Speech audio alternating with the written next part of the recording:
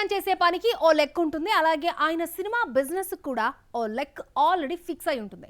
గురువారం థియేటర్లోకి వస్తున్న ఉస్తాద్ భగత్ సింగ్ హిట్ అవ్వాలంటే బాక్స్ ఆఫీస్ వద్ద ఎంత కలెక్ట్ చేయాలి చూద్దాం. గబ్బర్ సింగ్ వంటి సూపర్ హిట్ తర్వాత పవన్ హరీష్ కాంబినేషన్ రిపీట్ కావడంతో ఉస్తాద్ పై హై ఎక్స్పెక్టేషన్స్ ఉన్నాయి. అయితే ప్రీ రిలీజ్ బిజినెస్ లో మాత్రం ఓజీని అందుకోలేకపోయింది. OG world wide theatrical rights ను 172 కోట్లకు అమ్మితే 180 కోట్లు కలెక్ట్ చేసింది.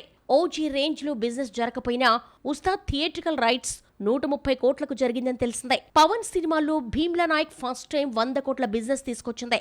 సినిమాను 106 కోట్లకు అమ్మితే 98 కోట్లు కలెక్ట్ చేసింది. 100 కోట్ల క్లబ్ లో చేరలేకపోయాడన్న లోటును ఓజీ తీర్చేసింది.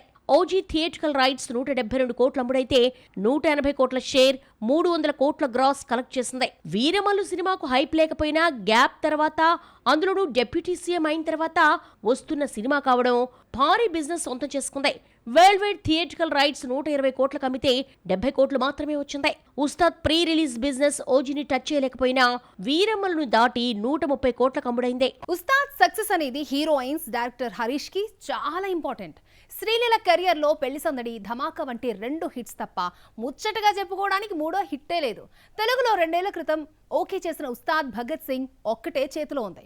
కంటిన్యూస్ ఫ్లాప్లతో కొత్త ఆఫర్స్ రావడం లేదు. మళ్ళీ తెలుగులో నిలబడాలంటే ఉస్తాద్ హిట్ ఈ కిసిక్కి పాపకు చాలా అవసరం. రాశి ఖన్నాకు ఎంతమంది లైఫ్ ఇద్దామని ట్రై చేసినా అందరూ చేతులెత్తేశారు. ఎప్పటికప్పుడు హిట్ వస్తుందనుకుంటే డిజాస్టర్ ఎదురవుతోంది.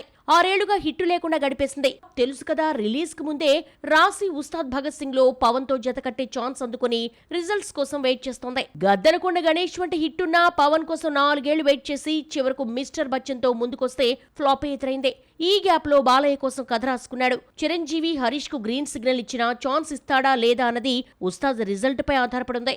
ఉస్తాద్ తో ఫామ్ లోకి వస్తే స్టార్స్ ను డైరెక్ట్ చేసే ఛాన్స్ ఈజీగా వచ్చేస్తుంది.